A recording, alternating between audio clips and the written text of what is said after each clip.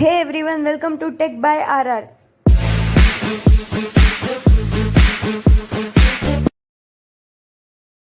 In this video, I am gonna show you how to install JDK and Eclipse IDE.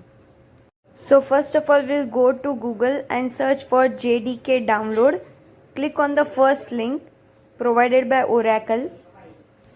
So you can install this in any of the operating system, whether it is Linux, Mac OS or Windows. Mine is Windows.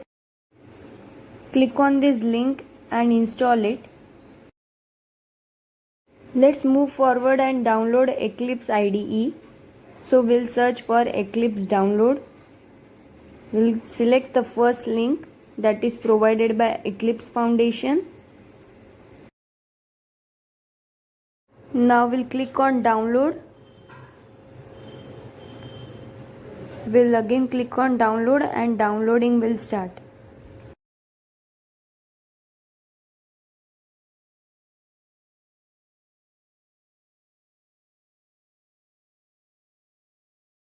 Once it gets downloaded, just click on it and open it.